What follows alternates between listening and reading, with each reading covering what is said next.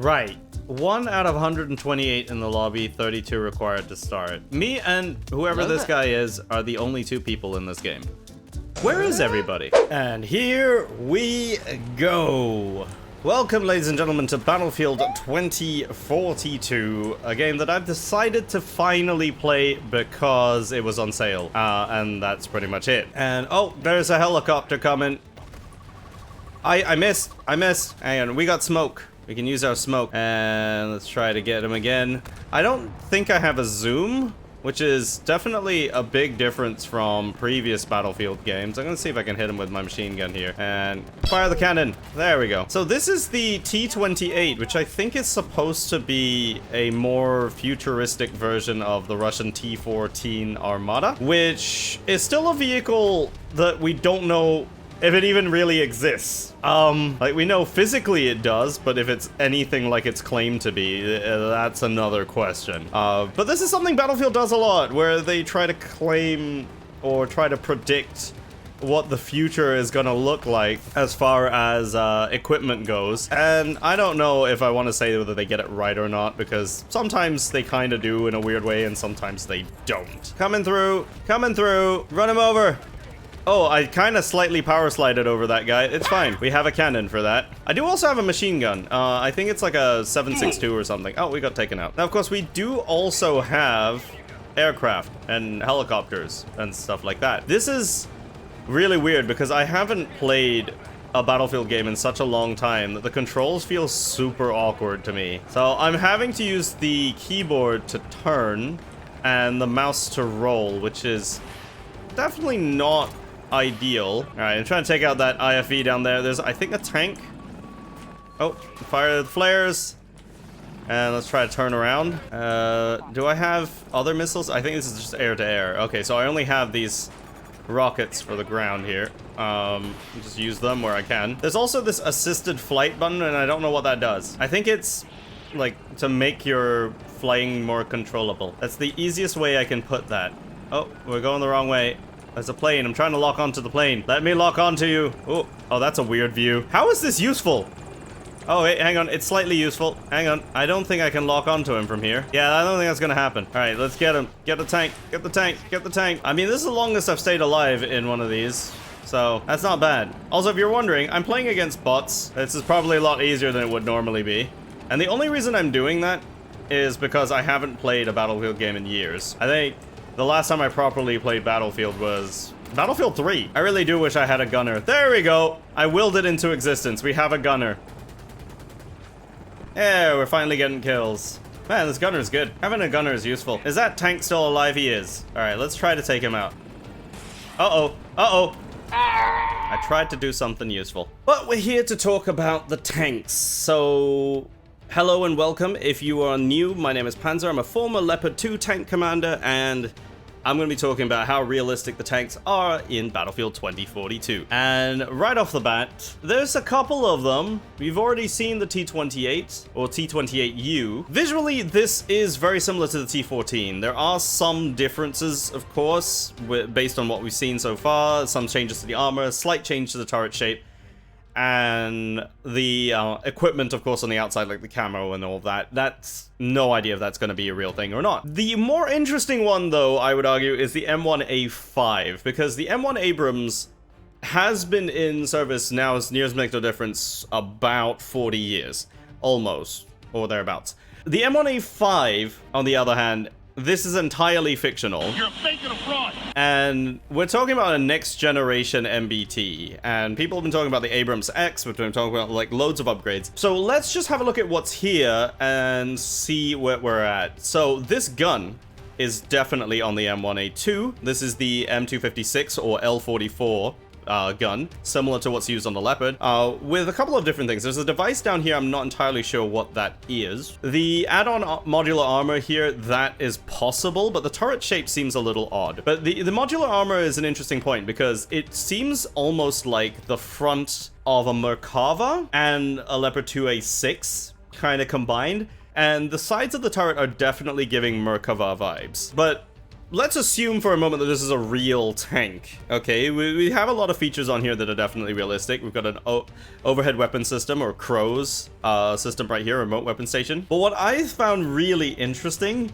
is this. When you change the shell type, it changes the entire gun, and that is entirely unnecessary. As anybody who knows tanks, you know that you can, if you have compatible rounds, you'll fire them from the same gun. You don't really need to change the entire gun. I suspect the only reason this is done is so that people who are fighting the tank can tell what it's loaded with, which I guess is kind of a useful feature. But I also want to point out what is actually here. So the MPAT, the symbol for the MPAT is entirely incorrect. The MPAT is more or less, it looks like an HE round, but it's a multi-purpose round. Now, as we're looking through all of the vehicles available here, so aside from the main battle tanks, we've got the M1A5 and the T-28.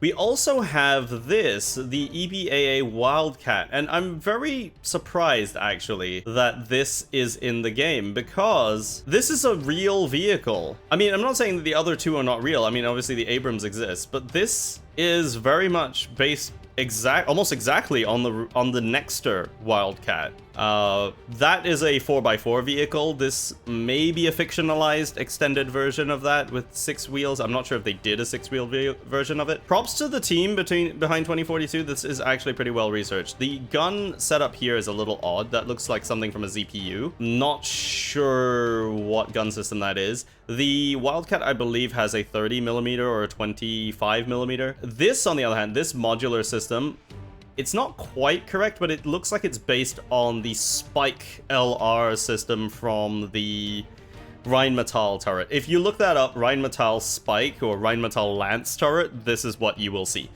And this is a mission pod that can't be reloaded. Despite it looking like an APC in this case, it kind of really isn't, because all of this back here I'm pretty sure is engine. And so, yeah, that's an interesting vehicle. The other one that we got to talk about is the MAV. This is, as far as I can tell, this is the AAV-71, which the actual US Marines do use for amphibious assaults, but modernized, like futuristic. So we've got like some add-on armor on the sides here. Interesting that they've gone with this and then removed the cage, the slat armor that's around it. That's the stuff that you use to protect against missiles, and this doesn't have it. I don't know if it's available as an upgrade, but yeah, I think it would benefit from having that cage on there. But again, it is an amphibious assault vehicle. It's not meant for like direct combat. It's meant just to get the troops into battle as close to combat as possible.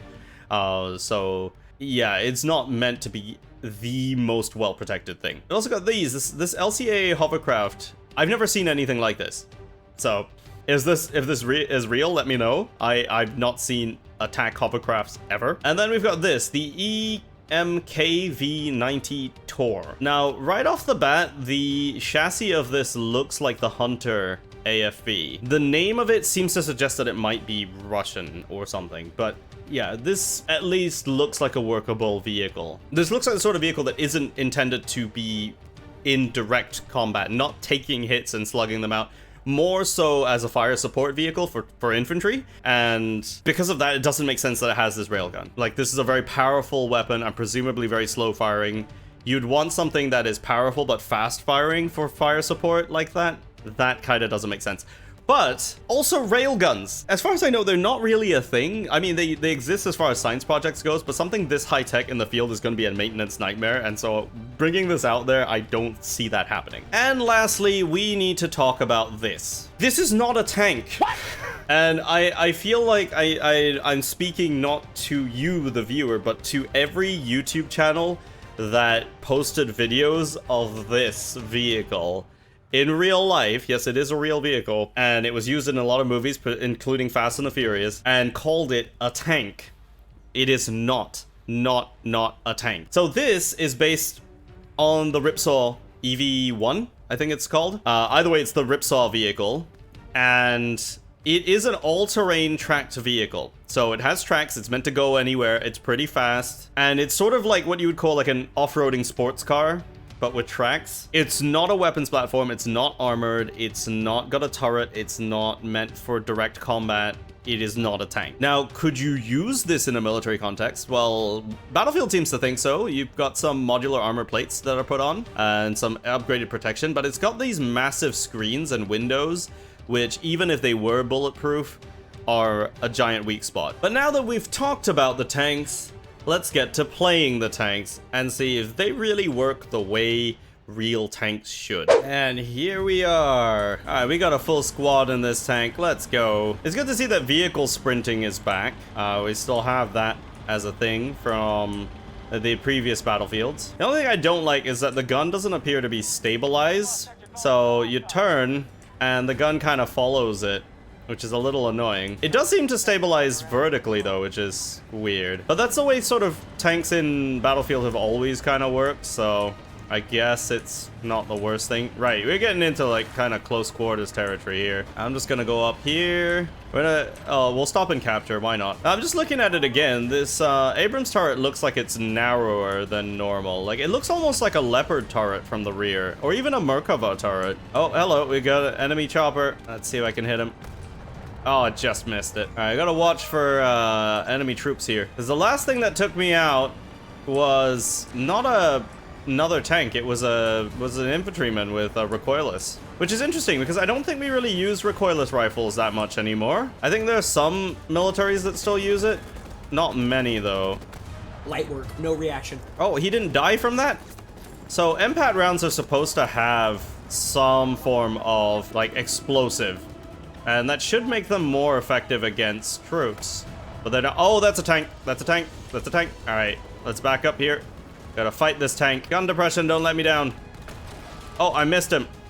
Oh, hang on. We got enemies on our left. No, I can't quite hit that tank down there. It's weird that I don't have a zoom. Or that I'm in third person. Like, I don't remember Battlefield tanks being in third person. Like, have they always been that way? Let me know down in the comments, because I don't think they were always third person. I seem to remember them being first person. I seem to remember it being the gunner view, and now we just don't have that anymore. It does feel very weird. I'm currently hunting that tank now. It feels like this, like, light machine gun doesn't do a lot of damage. It takes a lot of shots to hit somebody. That doesn't, though. But you do have to hit them dead on for it to work. Oh, hello! Alright, we're having a duel with this tank right now. Oh, he hit me in the side. Okay, I think he's on fire, though. I think he's down. There we go. Yeah, we took a nasty hit just now. Oh, incoming enemy. Get him! I think that's an engineer or something. Like, I'm pretty sure he has anti-tank. All right, let's stick to this hill over here.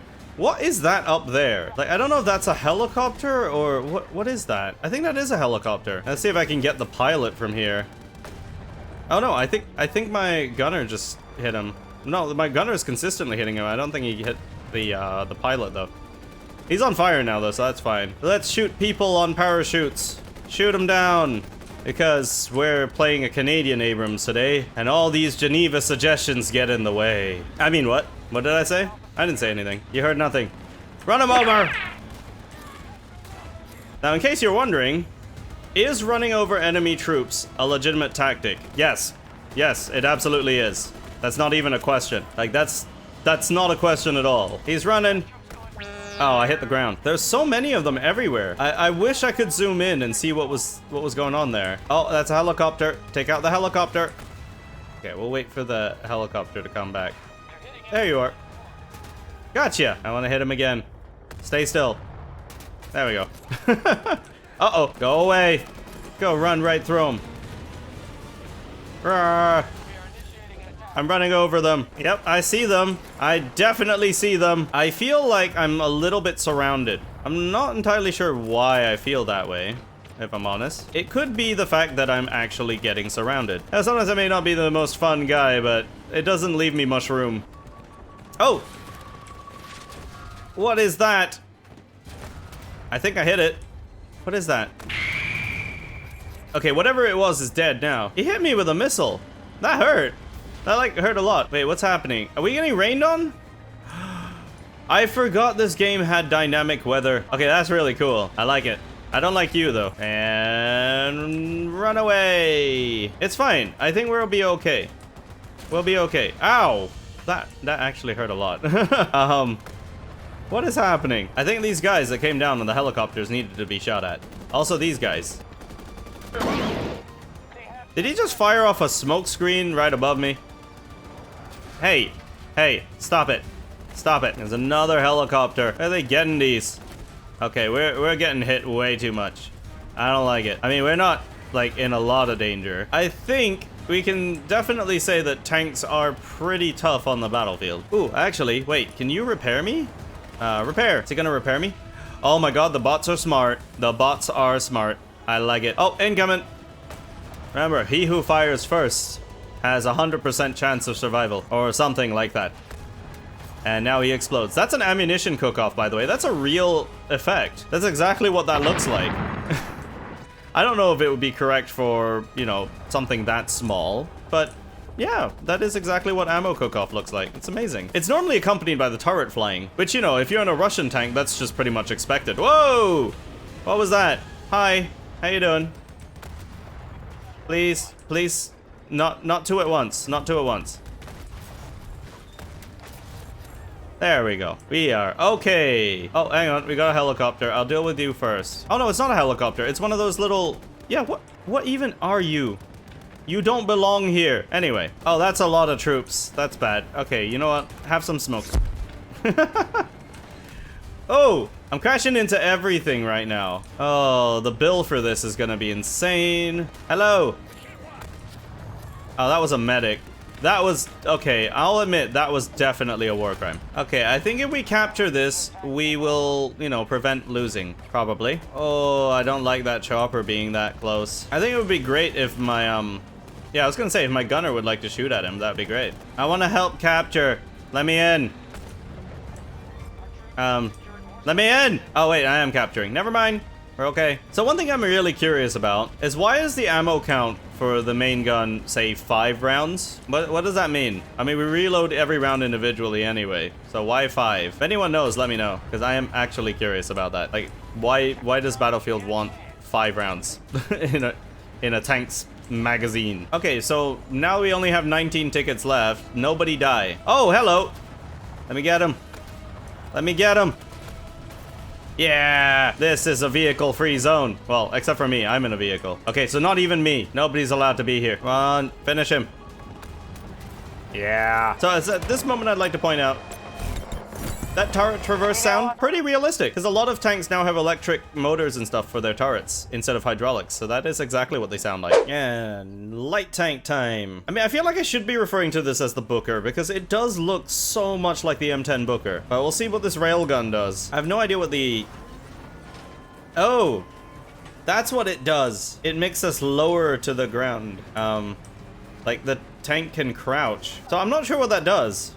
It looks like vents and stuff open at the back, so I guess it would make it more accurate and fire faster, maybe. Kind of like one of those siege tanks from StarCraft, I think. We still have the sprint ability. It doesn't feel as fast as the M1A5, but I could be wrong. It feels like it's slower, but I also feel like with this railgun mounted on it, it's gonna be a lot less effective against troops. Which is what you would expect, because, I mean, you don't fire armor-piercing rounds against infantry, like, at all. Oh, hello. Let's try it.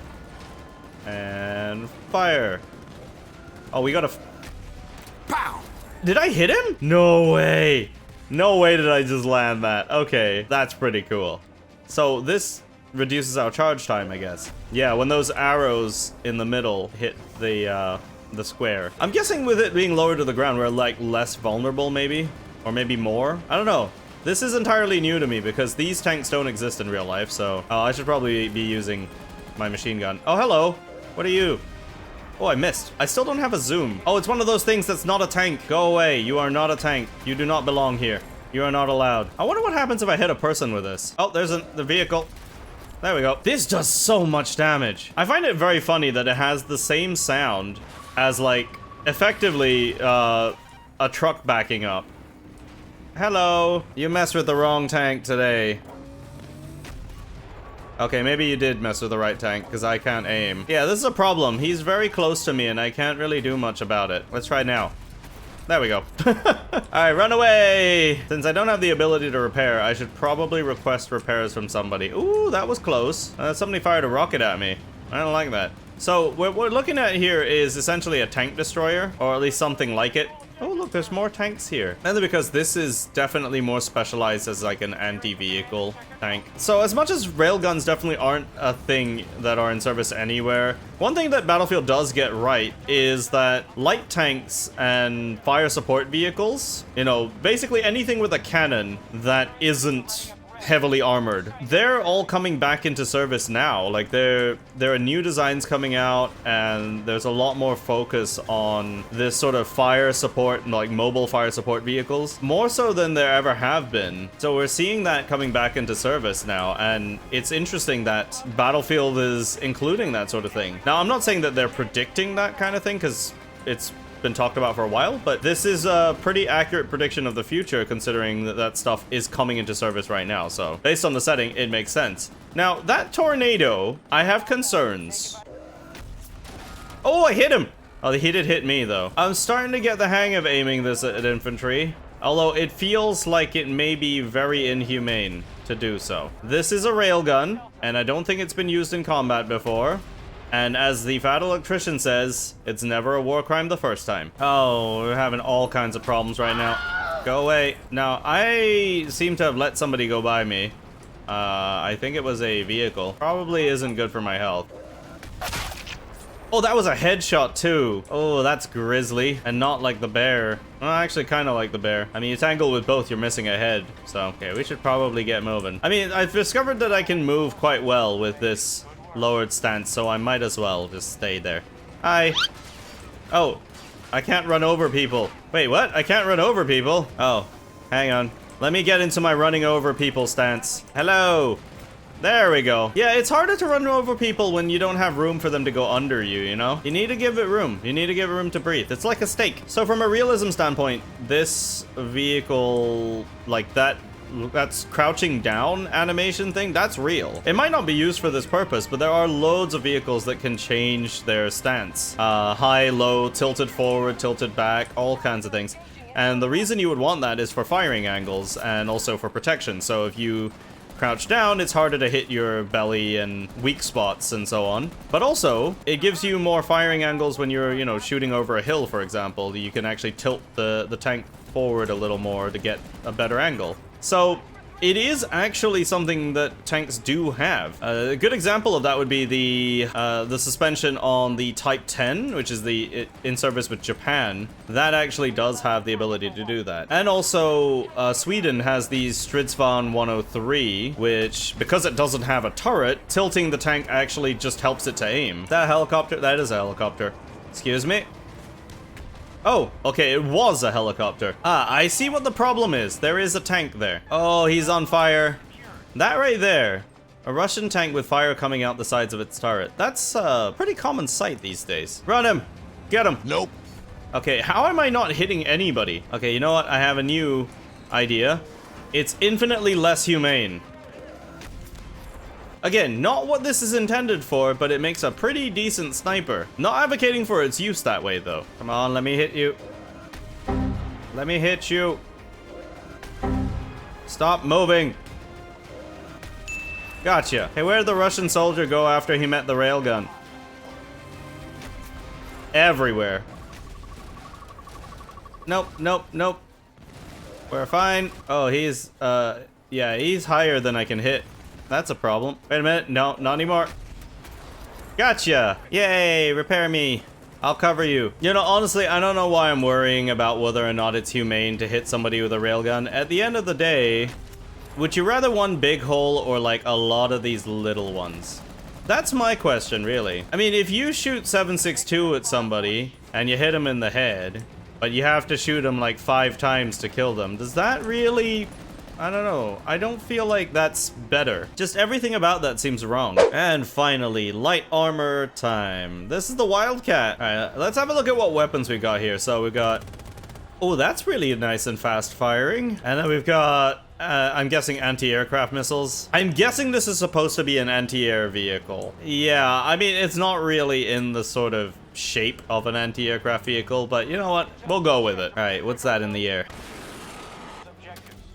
Alright, we hit it. Oh, he's below radar. Wait, these are radar guided? I thought these would have been like infrared. Interesting. Can I lock onto you? No. There we go. Get him. Missiles away. How are you not dying? Is there another helicopter? It loses lock really quickly. Oh, what are you? Get him.